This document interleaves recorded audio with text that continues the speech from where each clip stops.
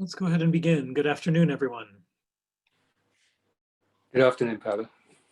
My name is Pablo Karats. I'm the professor of law here at Notre Dame Law School, and it's my pleasure to welcome you today to the next in our series of talks highlighting the law school's new global lawyering initiative. The overall goal of this initiative is to establish the law school as the leading American law school in global engagement and in opportunities for students and faculty and staff, and to support collaborative teaching and research between the Notre Dame Law School faculty and scholars abroad. And in doing so, the Global Lawyering Initiative capitalizes on the university's network of campuses and centers around the world, including in London. The law school has run the London Law Program at Notre Dame's London Global Gateway for over 50 years. Now, under the direction of Professor Michael Addo, it's the only year-long study abroad program approved by the American Bar Association and is an important asset to the law school and opportunity for students. As part of the Global Lawyering Initiative, the law school is engaging in a major reinvestment in the London Law Program, appointing first-class scholars from the United Kingdom and elsewhere in Europe to teach in the program, and overhauling the curriculum to better meet the needs of our students and to take advantage of all that London has to offer for young lawyers in training. To that end, the Global Lawyering Spotlight series for this year highlights our new London faculty appointees and their scholarship, as well as some of our other partners and contacts within the London legal community. This brings me to our guest today.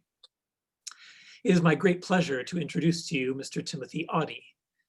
As a barrister with Blackstone Chambers, Tim is widely recognized as a leading practitioner in public international law, constitutional law, and human rights law, among other areas.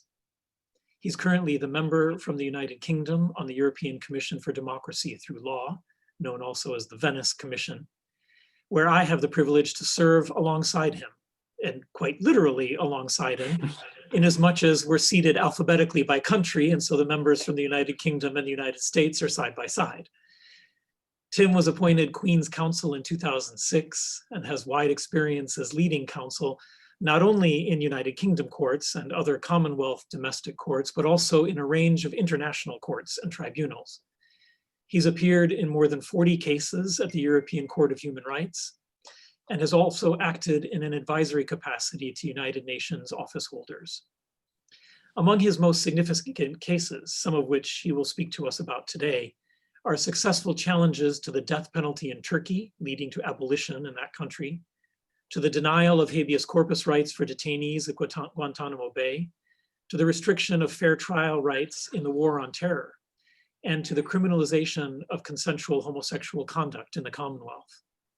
He has also appeared in leading cases at the European Court of Human Rights concerned with internal armed conflicts in Turkey, Iraq, and Chechnya. After hearing from our guest, we'll have some time for a dialogue with him. So if you would like to pose a question, please just use the Q&A function button at the bottom of your Zoom screen, and I will be able to select from the questions posed and transmit them then to our guest. Tim, thank you so much for being here. It's a privilege and honor to have you addressing our community.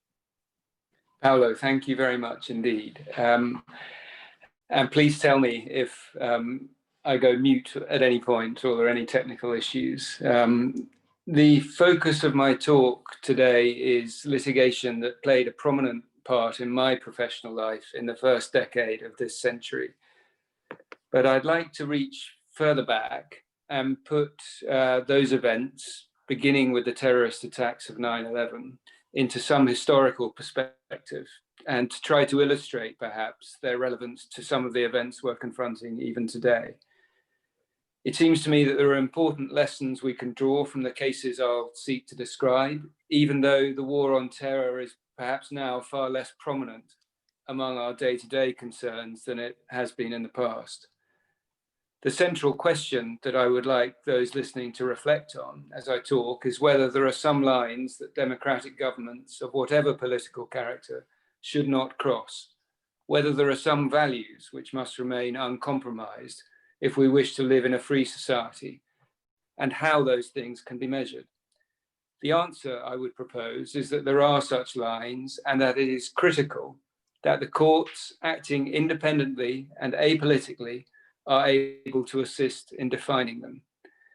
And the message I'd like you to take away from today is that there is, at this particular time in history, perhaps no more important guarantee of our way of life than the rule of law, properly understood and applied, however simple that may sound. 30 years or so ago, the world seemed set for a far more benign trajectory than the one we are currently on. In 1989, the Berlin Wall fell. The barrier which had separated East and West Germany and which had symbolized the divide between capitalism and communism was pulled down in a popular, peaceful uprising. By 1990, apartheid was ending. Nelson Mandela had been released from prison.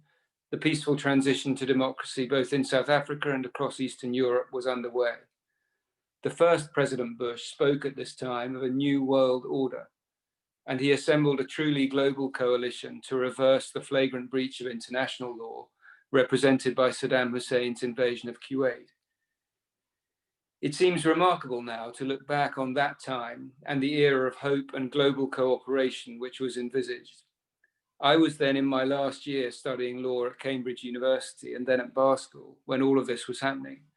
And I remember distinguished academics asking the question, is this the end of history? Is this the sign that the ideas underpinning the free market, social liberalism, and fundamental human rights have finally won the day? Just over a decade later, the naivety of that view was exposed. And it seems to me that it was then that the seeds of some of the problems we're facing now, in terms of the race to populism, were first planted. Out of a clear blue sky, the dreadful terrorist attacks on New York and Washington of September the 11th, 2001 occurred. Airliners were hijacked and flown into buildings for the sole purpose of causing mayhem and death. This was, of course, an extreme event by any standards. 3,000 innocent people were killed in a suicide attack. And it was the first time the United States had experienced anything on this scale on its territory. The reaction of the United States government under President George W. Bush, accompanied, I should say, by the United Kingdom as a primary partner, was also sadly extreme and could not have been more different from the measured collaborative approach of George W. Bush's father. Dick Clark, the former head of counterterrorism under Bill Clinton, has speculated that the second President Bush could have gone to the steps of the United Nations on the 12th of September 2001 and announced that the world's biggest criminal manhunt was underway. The United States had unparalleled goodwill at that point, and it surely would not have been long before Osama bin Laden and his cohort would have been denied safe sanctuary anywhere. Had that course been taken, the world might look very different today. Instead, however, the president chose the language of war and of revenge. However understandable that reaction was at a human level, given the scale and ferocity of the atrocity which had just occurred, the consequences of that course would be disastrous. In the years that would follow, the executive of the United States, a country with a great tradition promoting the rule of law, quite openly did extraordinary damage to the international legal order and the idea of fundamental human rights. It made a quite deliberate attempt to create a legal black hole at the Guantanamo Bay naval base in Cuba, into which it could place any foreigner alleged to be linked to terrorism for as long as it chose. It sought and acted upon legal opinions which watered down the international prohibition on torture until it was meaningless. It developed and implemented interrogation practices which undoubtedly constituted torture and inhuman and degrading treatment by any conventional definition. Incommunicado detention at black sites, sleep deprivation, noise abuse, stress positions, muzzling, waterboarding, blinding with pepper spray, mock executions, and beatings leading in some cases even to death.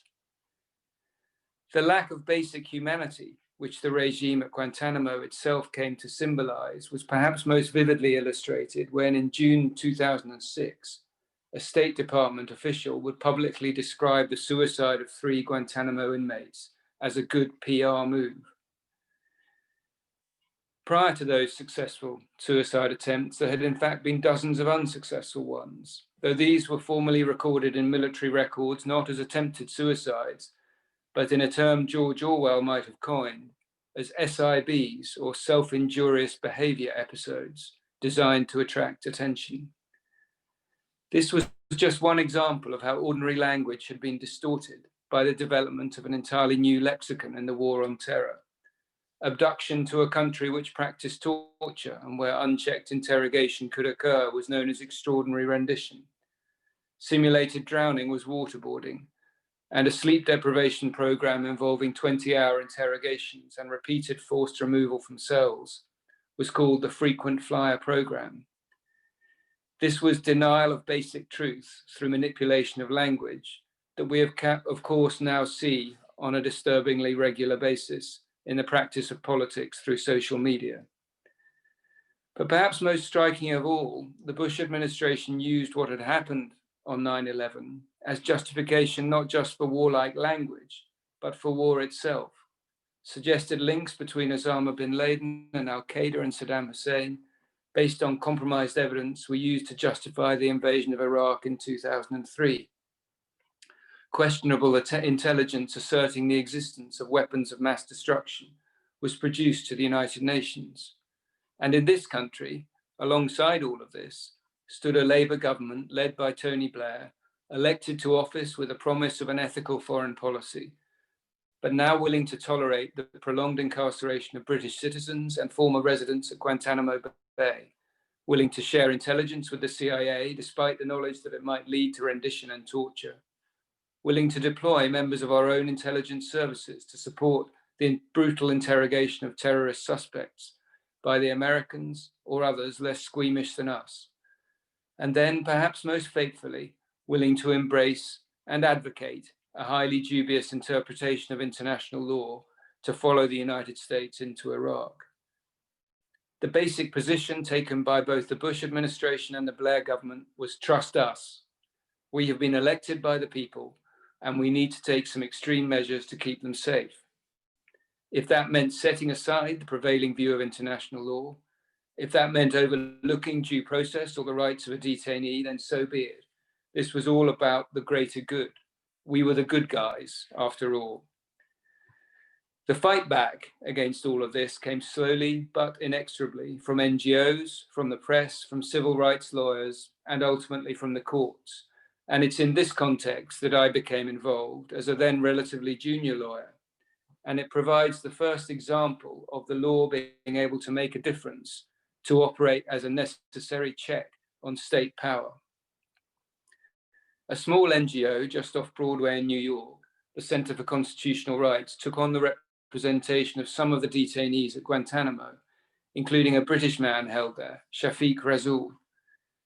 His case found its way to the Supreme Court in Washington, Rasul against Bush. And because Mr. Rasul's family was based in Birmingham in England, I was one of the UK lawyers to appear in the case, contending that the fundamental principle of liberty, first established by Magna Carta as far back as 1215, long recognized in Anglo-American jurisprudence and well known to the founding fathers by 1776, meant that Mr. Rasul could not be detained in this legal black hole. He had a basic right to legal representation, a basic right to know the basis of his incarceration, and a basic right of access to court to challenge that incarceration. He had, in other words, the right to habeas corpus. The case was argued before the Supreme Court in April of 2004. The hearing represented a compelling scene. The public benches were full. Queues to gain access to the court stretched down the steps of the court building. Military personnel and Secret Service officials mixed with members of the press, the public, and the Washington international legal and human rights community. The sense of theatre continued into the hearing, and it was clear from very early in the oral argument, particularly through some forceful interventions from Justice Stevens, that some members of the court were deeply skeptical of the administration's invocation of the war on terror to justify its position. Justice Stevens would ultimately give the leading judgment, finding in favor of the detainees. Drawing upon cases going back 4 centuries, which we had cited, and invoking Magna Carta, his judgment includes the following passage. Executive imprisonment has been considered oppressive and lawless since King John at Runnymede pledged that no free man should be imprisoned, dispossessed, outlawed, or exiled, save by the judgment of his peers or by the law of the land. Given the undisputed control exercised over Guantanamo by United States authorities, the court found the detainees held there had a statutory right to challenge the grounds for their detention in the civilian courts.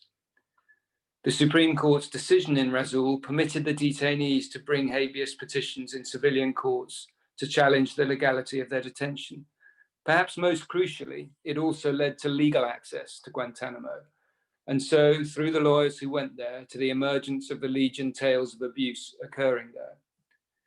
But the ingenuity of the Bush administration's lawyers was not exhausted, and it would require 2 further rounds of litigation before the Supreme Court in 2006 and 2008 to establish the right to habeas corpus in a way that could not be denied. Again, I had the privilege to be involved, and on the 12th of June 2008, the Supreme Court finally ruled against the administration. The weight of the historic issues in play is evident throughout Justice Kennedy's lead judgment. In one particularly compelling passage, he traced the debates held at the New York Convention, which ratified the Constitution in 1781, and quoted the following words from Alexander Hamilton, the man now, of course, further immortalized by Lin-Manuel Miranda. The practice of arbitrary imprisonments has been in all ages the favorite and most formidable instrument of tyranny.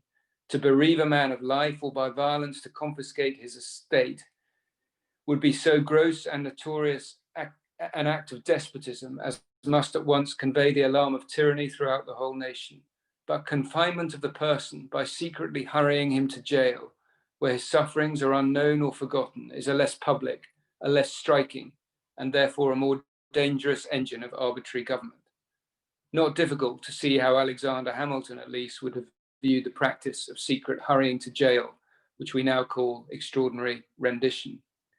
Finally, Justice Kennedy said this: "We hold that the petitioners may invoke the fundamental procedural protections of habeas corpus. The laws and constitution are designed to survive and remain in force in extraordinary times.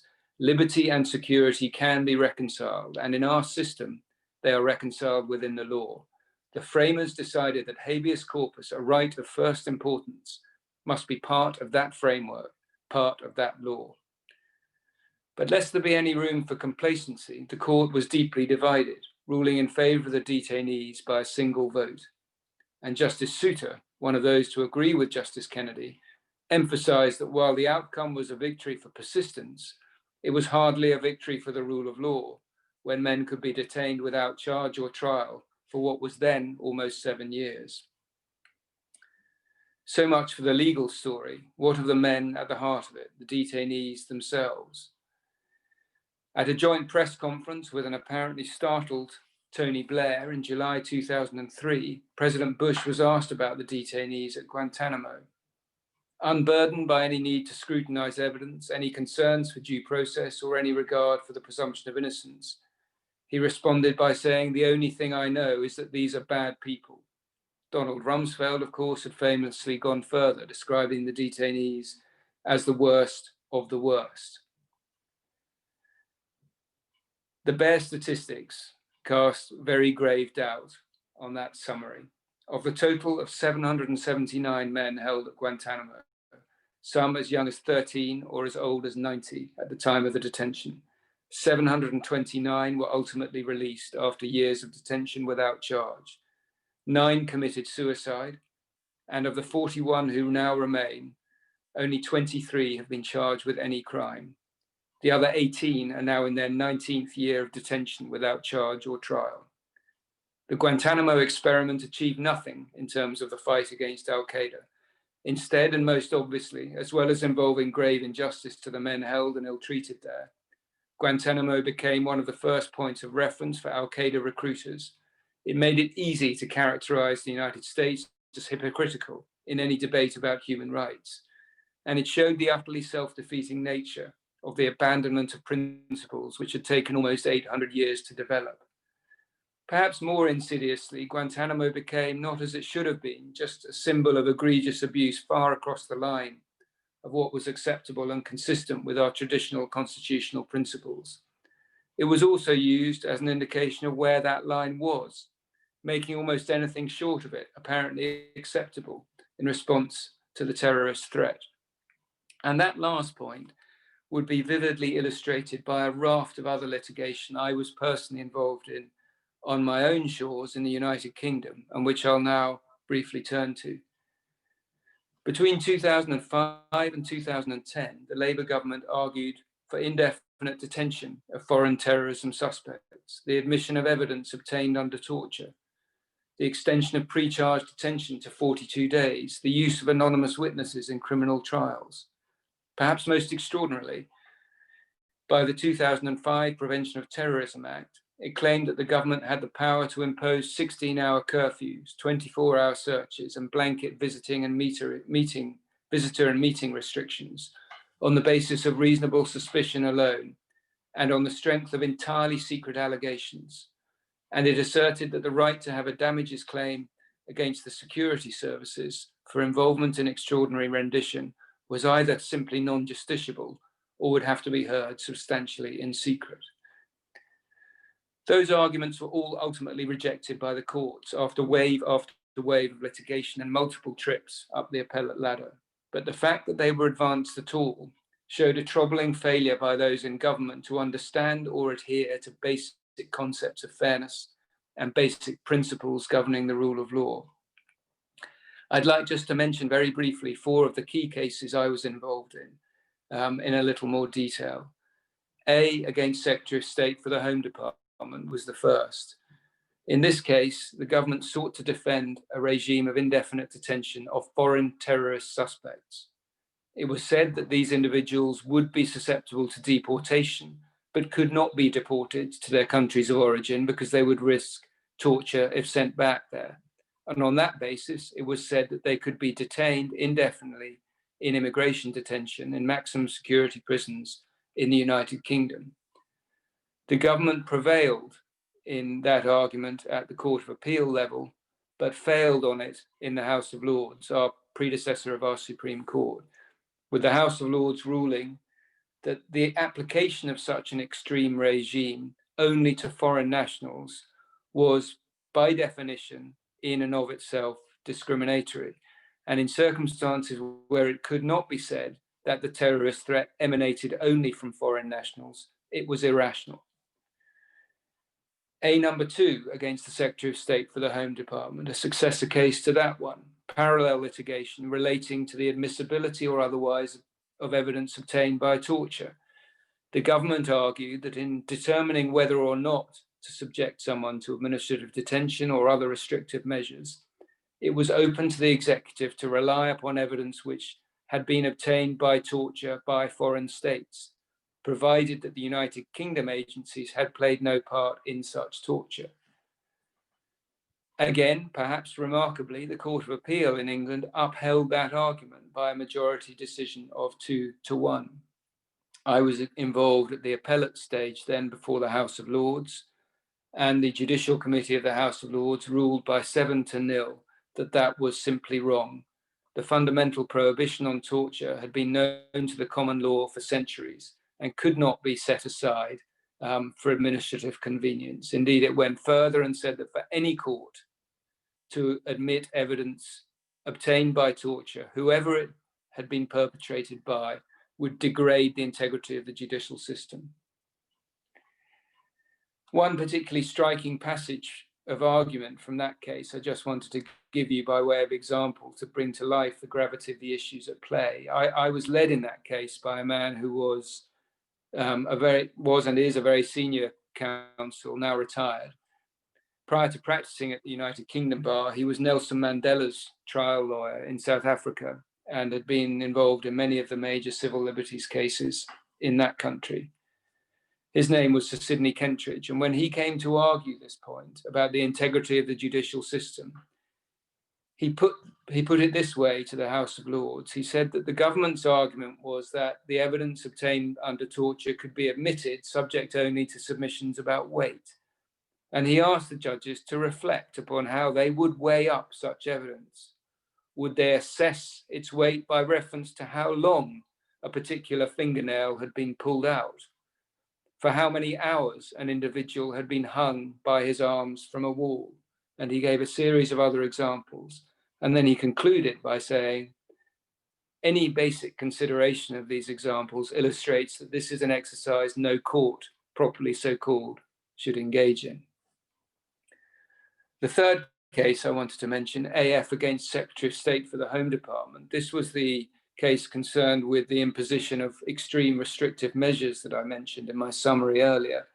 My client, AF, was arrested one day and told that he was going to be required to stay in his flat for 16 hours a day, to wear an electronic tag, and in the remaining 8 hours, not to go further than a 1 mile radius from his flat. He was not to be permitted to meet anyone without the express permission of the Secretary of State. He was not to be permitted any access to telephone or internet or other communications. He was not to be permitted to work. He asked why, and he was told that it was on grounds of national security, and he was not entitled to be told a single allegation against him. I had the rather surreal experience at first instance then of cross-examining a member of the security services about the case against my client. And it was one of those odd occasions when, as an advocate, you wanted your cross-examination to be as unsuccessful as possible. Every single question I posed of the security service witness was met by the response that it would compromise national security for me to be told the answer, even to the extent of the security service officer refusing to tell me which particular section of the act relied upon applied to my client. I wasn't even entitled to be told that, as it would apparently compromise national security. Eventually, again, after multiple trips up to the highest appellate levels in the United Kingdom, we established that that process and that extremity of non-disclosure breached basic requirements of due process.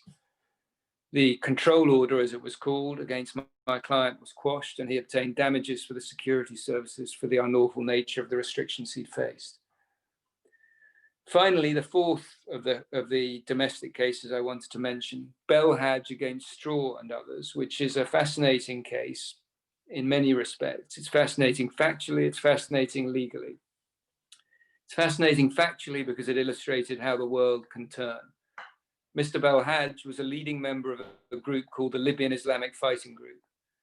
When Colonel Gaddafi was in power and an ally of the West, Mr. Bel Haj was characterized as a terrorist. As a result, MI5 and MI6 and the CIA collaborated in a rendition operation, which led to Mr. Bel Haj and his wife being subjected to a forced transfer from Malaysia back to Libya while Gaddafi was still in power. They were detained and tortured whilst in custody. Gaddafi then fell, and Human Rights Watch, picking through the embers of the ruined intelligence building in Tripoli, came across an extraordinary file of papers, including correspondence from MI6 to Colonel Gaddafi, confirming the rendition operation and exposing the United Kingdom and the United States' involvement in it. Mr. Bel Haj and his wife and others brought civil proceedings in the United Kingdom courts seeking damages against the United Kingdom government for their role in complicity in rendition and torture. At which point the government deployed the interesting legal argument I referred to, a legal argument known in practice only to the United States and to the United Kingdom, and called here the Foreign Act of State doctrine. The United Kingdom government argued that because the allegations raised by Mr. Bel Haj included reliance upon alleged sovereign acts by other states, in particular the United States, that took the case into unmanageable judicial territory, into a judicial no man's land. The courts were being invited to engage in foreign relations contexts in which it was simply inappropriate for them to tread. The government argument prevailed at first instance, but failed in the Court of Appeal and the Supreme Court. The Supreme Court held that the Foreign Act of State doctrine did not apply to activities of this kind at all, and even if it did, then a public policy exception requiring the protection of fundamental rights, in particular, jus cogens peremptory norms relating to the prohibition on torture and the right to liberty, would require its displacement. The case was allowed to proceed. The government eventually admitted liability, offered a formal apology in Parliament, and paid substantial damages. So the role of the courts in each of these contexts has been critical. But it's the role of the executive that really casts a shadow in some respects of what we live with today. The response to the war on terror seemed to me to be the first point at which trust in political leadership began to collapse, or at least erode. And the first point at which political leaders in the West, at least, began to assert that what the people wanted mattered, and that they could go above and over the heads of ordinary democratic institutions. Exceptional times, we were repeatedly told, both in the political debate and also in the course of legal argument, demanded exceptional measures. Now, I've already referred to Justice Kennedy's compelling response to that argument in Boumediene. But in that regard, I think I can do no better, and in concluding, than quote from another great judge of our times, Justice Albie Sachs of the South African Constitutional Court.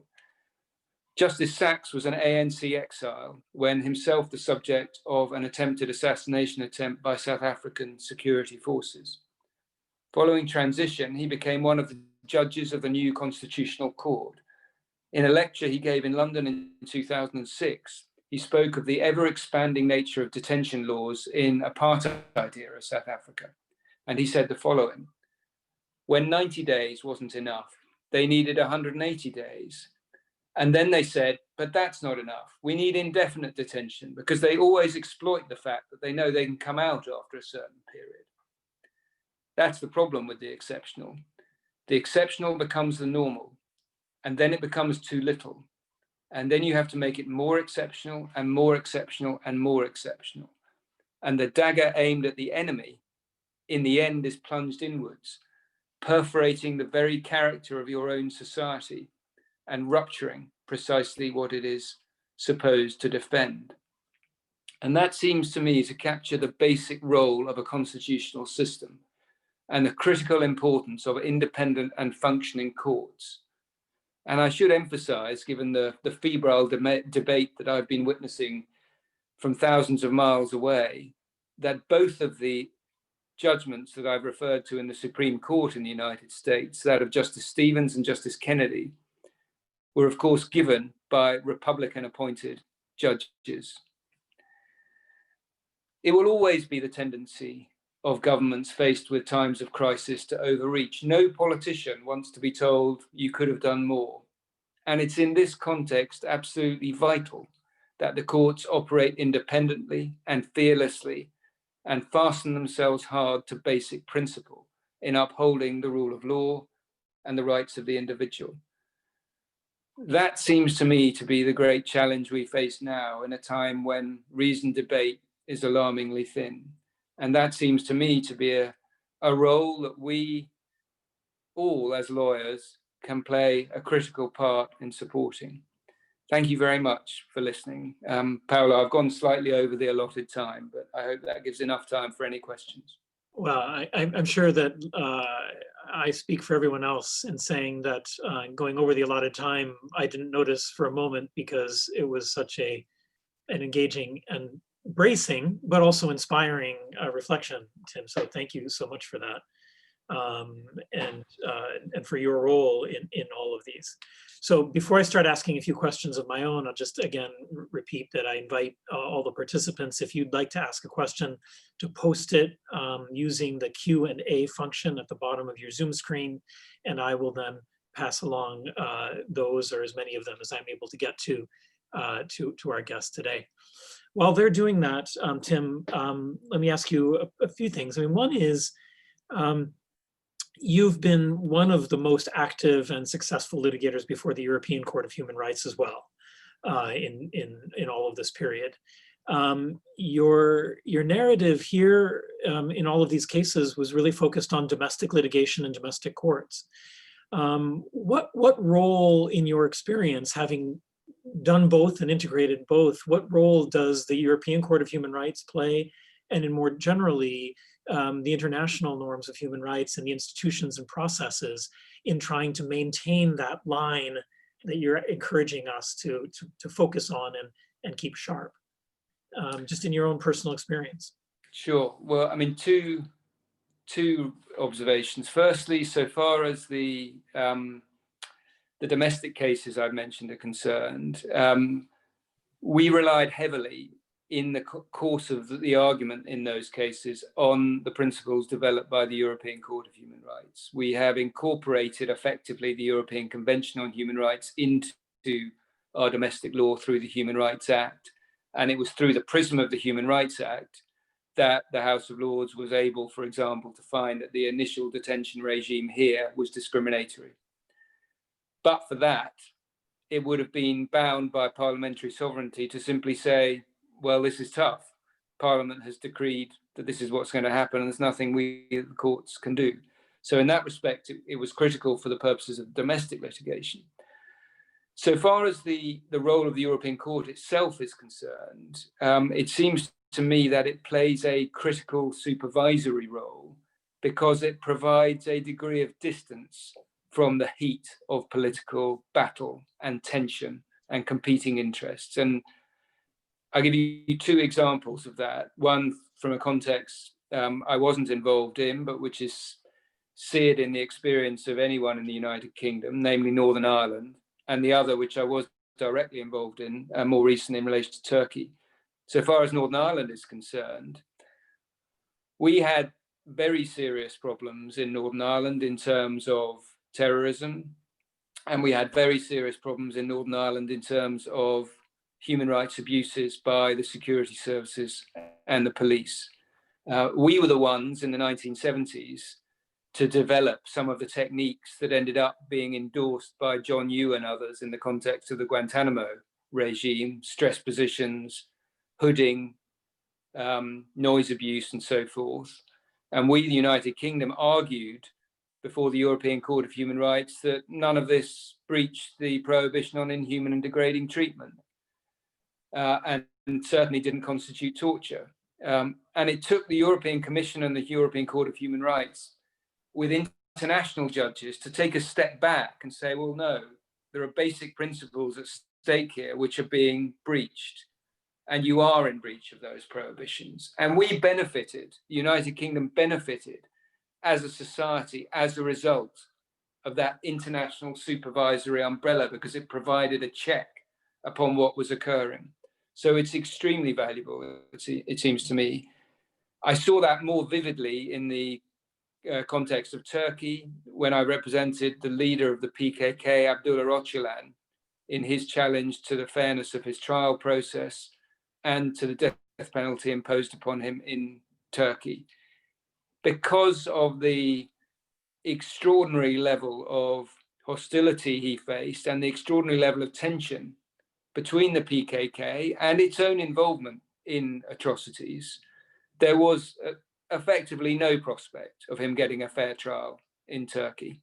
It was a rubber stamping exercise designed to appease a very angry populace, which failed to respect the most basic norms of fair trial rights. And it was the first example of Turkey wishing to use the death penalty for many decades. Again, we got to Strasbourg with geographical distance, with the distance of international judges, we were able to prevail.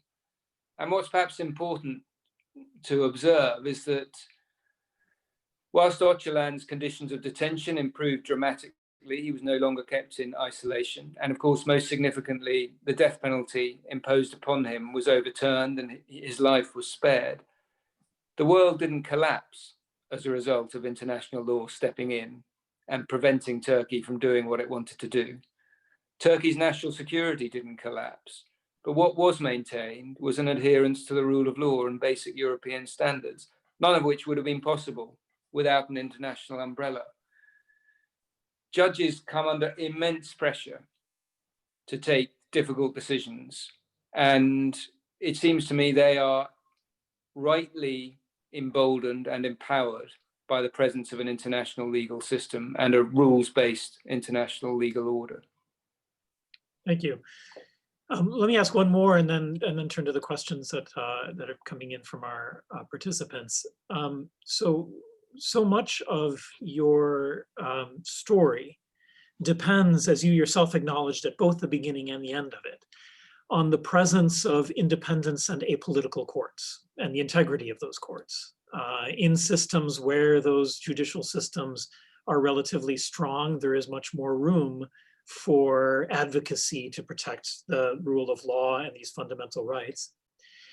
And yet, we both know well, both from the Venice Commission context and beyond it, how many jurisdictions face very serious threats exactly to the independence and autonomy of the judicial system.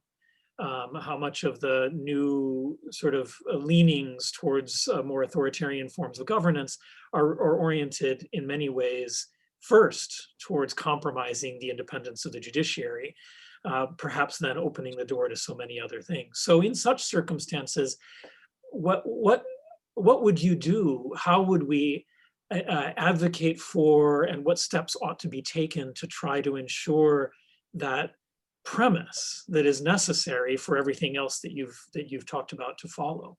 In other words, strengthening and protecting judicial independence and autonomy. It's a very good question. I mean, one of the interesting things is very few governments of whatever political character, however extreme they may be, are bold enough to say they think the rule of law is a bad thing. Everyone adheres to it in principle and pays lip service to it in principle. But the question, of course, is how do you actually make that real? And it seems to me that you make that real by doing what you can. You make that real by ensuring that the international legal community and the international political community is mobilized to protect individual judges and lawyers. You use, for example, Magnitsky-type sanctions against regimes that target those involved in protecting against human rights abuses. And in regimes where the judiciary has been corrupted, but there are still brave lawyers willing to take cases, you assist them in bringing those cases, and you encourage the media and international trial observers to attend those cases so that there's a judicial record, an independent record of what goes on. I'll give you one example of that. I mentioned Sir Sidney Kentridge, who's been my great inspiration for much of my career. Earlier, as the former counsel to Nelson Mandela, he also acted for the Biko family at Steve Biko's inquest. Now, Steve Biko, as many of you will know, was a leading Black African activist, as prominent as Mandela in his day. He was killed in police custody. There was an inquest into his death. The magistrate who conducted the inquest was a creature of the establishment, and it was a foregone conclusion from the beginning that he would return a verdict of accidental death. But that didn't stop the process taking place, and it didn't stop the process taking place in the full glare of the world's media. And the BBC's correspondent of that time, John Simpson, now a very senior journalist here, was one of the young journalists present in court for that hearing, and he described witnessing Sidney Kentridge's cross-examination of the police chief responsible for Biko's custody.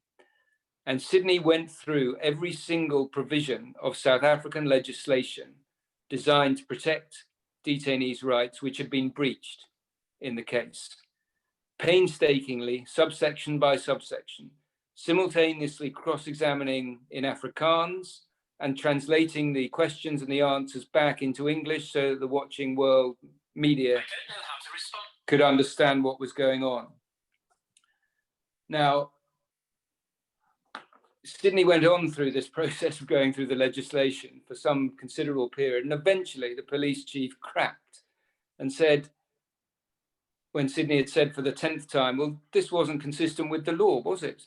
Eventually the answer came back, the thing is, Mr. Kentridge, we don't really care about the law here. And John Simpson describes that as the moment when the world's eyes were opened.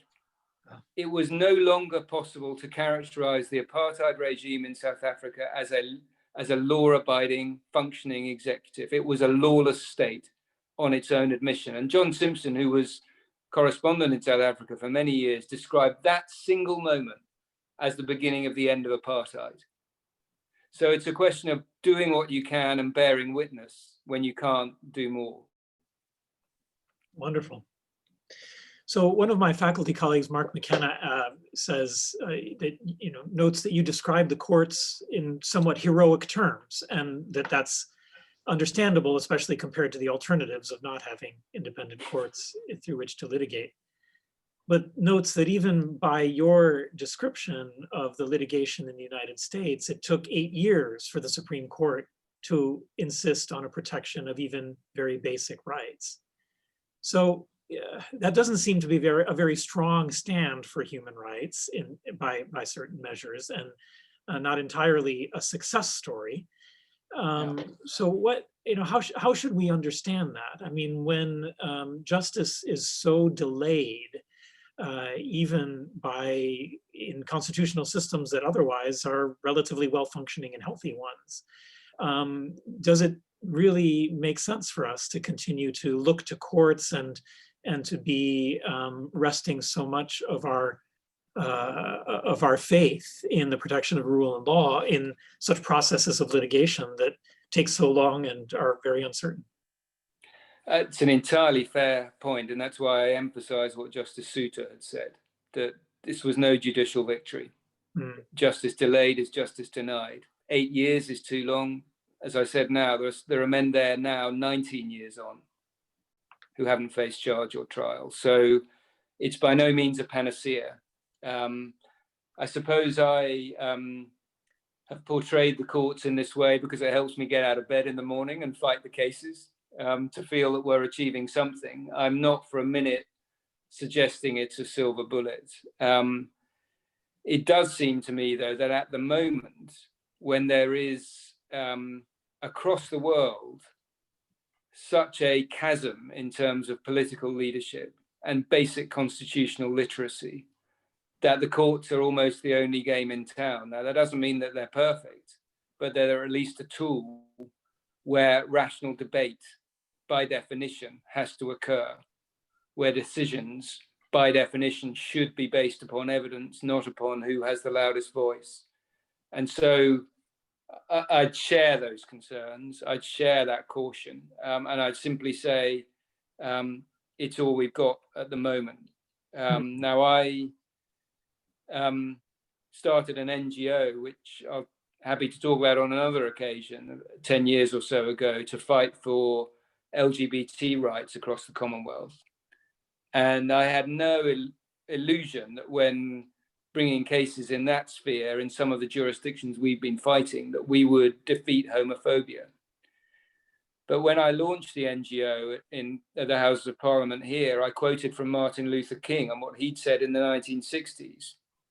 And he said something to the effect of, the law is never going to make a man love me, but it can stop him from lynching me. And I think that's pretty important. So totally agreed, absolutely fair point. The courts are not the only answer here, but I think they can be a useful roadmap and perhaps a guiding light to help us all back to a path of greater constitutional literacy across society more broadly. Yes, I mean, just a brief comment on that. When I was at the Inter-American Commission on Human Rights and led a fact-finding mission to Jamaica, one of the themes exactly that we were taking up was the extreme forms of violence, including violence from the police against members of the gay community there in Jamaica. And it was very clear then that that courts and litigation weren't enough to protect those rights, right?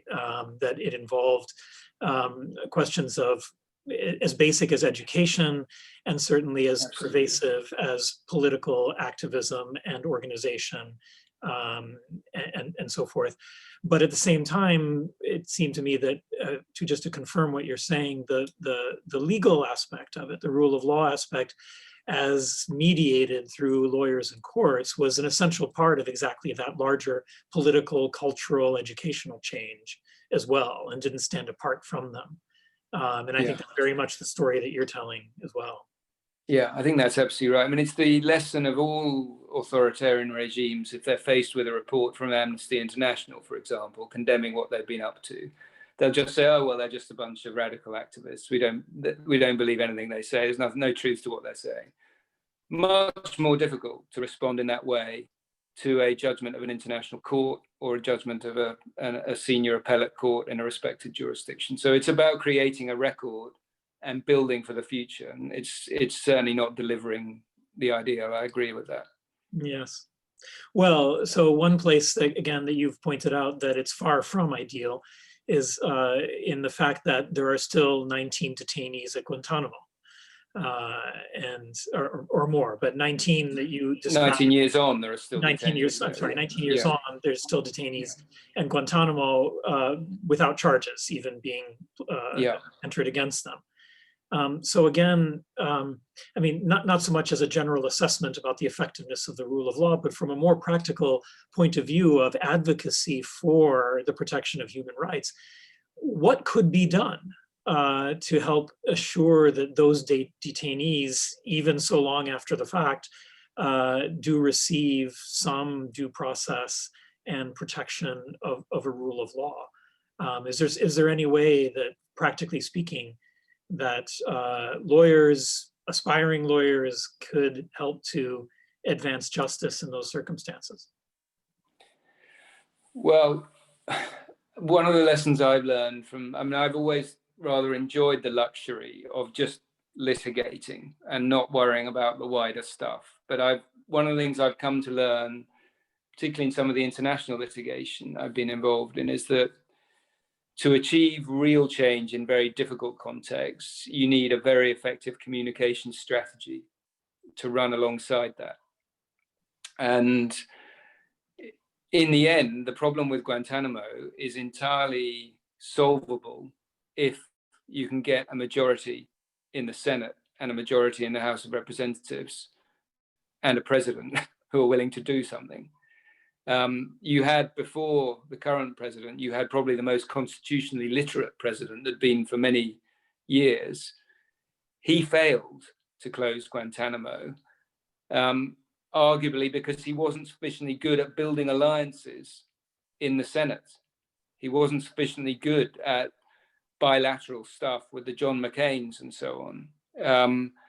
And so in the specific context of Guantanamo, it's about informing the key swing senators as to what matters, what values define the United States, and about informing them, frankly, of the real lack of practicality in terms of counter-terrorism of a system like Guantanamo. Mm-hmm. So much better to subject people to proper due process, convict them, impose life, meaning life, terms of imprisonment on them, than to put them in this black hole. But you have to educate. You have to educate at every level. And unfortunately, there are no votes in protecting suspected terrorists. So you've got to appeal to something more. You've got to appeal to the basic constitutional values. You've got to appeal to what George Washington would have thought, what Alexander Hamilton would have thought, what Thomas Jefferson would have thought. And you've got to appeal to the real hard world of intelligence. And you've got to get nailed down the fact that torture and prolonged incarceration of this kind does not serve your national interest. On the contrary, it makes more enemies. But it's a process that's gone on for 20 years. And I've got on my wall in Chambers, I've got the amicus brief I wrote in Rasul against Bush. I've got another one that I was involved in, Qassim against Donald J Trump. It's still going on. And there are many, great lawyers in the States who are continuing to fight the battle, but I don't have an answer beyond persuading 51 senators to do the right thing. Yes. One of our participants, Tim, asks if you'd reflect a little bit more on context outside of the United States and the UK, or even the US and Europe, where your efforts have been focused in these cases. But outside of these regions, obviously in no less, the rule of law, and even over such basic issues as detention, torture, extrajudicial executions, and so forth, are grave problems. Do you see those examples as different? I mean, are the same sort of mechanisms and processes available to try to combat those, or is it sort of beyond our reach, so to speak? Well, in the context of continental Europe rather than the European Union, we have this, this remarkable situation where 900 million people have access to the European Court of Human Rights, and that embraces all of the countries that we work with in the Venice Commission. It embraces countries with human rights records as poor as Russia and as Turkey. And so in the context of those countries, I've been involved in multiple cases against Turkey and indeed against Russia, where it is different because there is no functioning judicial system at the domestic level. And so what we've done in those cases is we've actually persuaded the European Court of Human Rights to effectively act as a court of first instance. And we've persuaded the European Court of Human Rights to send its own judges to Turkey or to bring witnesses to Strasbourg. And I've cross-examined Turkish generals and Turkish prosecutors and Turkish gendarme officials in order to establish cases of disappearance or village destruction or torture. And that's had a real palliative effect for my clients. And again, to go back to what we were talking about earlier, it doesn't bring back people who've been lost, and it doesn't undo the trauma that people have suffered, but it does give people a basic dignity that they're being heard by a body with authority. And of course, it leads to financial damages awards. But that frankly has been, in my experience, less significant to the claimants than the simple fact and the basic human dignity involved in a victim of human rights being listened to for the first time. So that's the most striking difference to me in those other extreme regimes. And they're the ones where I've litigated most in the counterterrorism context, and in the sort of war on terror context. Obviously, I've been involved in litigation in Africa and across the Commonwealth in the gay rights context too, and that raises all sorts of different considerations too. Engagement there with, and one of the fascinating things I found about national security versus gay rights is that in the national security context, you at least can identify a rational counter argument. The politicians sometimes are trying to do the right thing. They're trying to protect, they're trying to defend the public as their first legitimate duty. They just go too far and they need to be reined in. In the gay rights context, in some of the litigation I've been involved in there's no rational counter argument that I can identify. And in the end, it's the law versus religion and the tension that gives rise to in societal terms, which has its whole extra layer of complexity. And we need probably another 2 hours to debate all that. But well, yeah, it's another reason why it's an interesting area to be involved in, but not one susceptible to short, snappy answers, I'm afraid. Well, I hope we would have another 2 hours to talk on another occasion, but since we're almost out of time, I'll just close with one question and ask for just a very brief answer if you have one. Many of the people who are listening and who are participating here in this series are obviously, they're law students, they're aspiring lawyers. Yeah. And whether they will go on to be human rights lawyers or commercial lawyers in some other context or whatever else, these basic values of the rule of law that you're urging us to uphold will apply to them. So I would just ask you, sort of based on the decades of experience that you've had as a barrister, working in these cases so close to the edge of what it means to protect the rule of law, what advice would you give to them in terms of preparation? I mean, how should they enter into their profession now in the coming years in such a way that they might be able to contribute most constructively to the preservation of those basic values that you have been urging upon us? Well, I started life as a commercial lawyer. In fact, I was recruited from Cambridge by the top commercial chambers in London to be a commercial lawyer. And I've always, because I needed to pay the bills, I've always done the two in tandem. I've cross-subsidized a lot of this work, which I've done on a purely pro bono basis, with commercial paying work. And the lesson I've taken from that actually is you need to remember you're a lawyer first and not an activist first. You need to develop your intellectual rigor. You need to anticipate arguments. You need to work out who your audience is, the key swing judge, whichever judge it may be. And you need to tailor your arguments to make them appeal to someone who believes in basic principle, even if their political starting point might be entirely different from your own. And the basic role of the lawyer, it seems to me, is to work within a structure in a way to safeguard rights.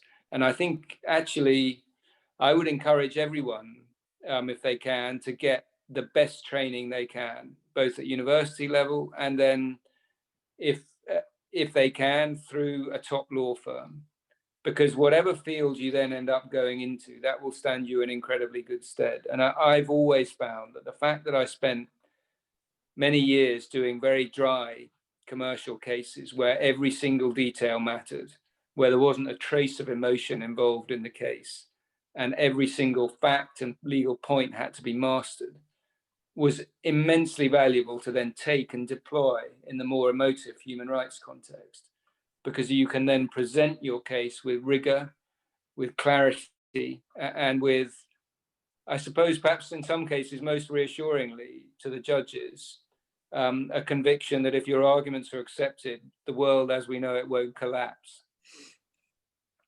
So be rigorous and be a lawyer first is my advice, and then use that skill to do some good. Fantastic.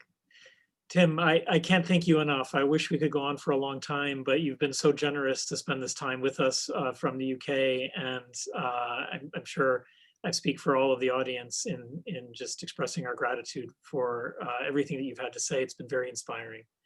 Great. So, well, it's a pleasure, Paolo, and great to see you. I've missed our trips to Venice. I hope they'll be able to be resumed very soon.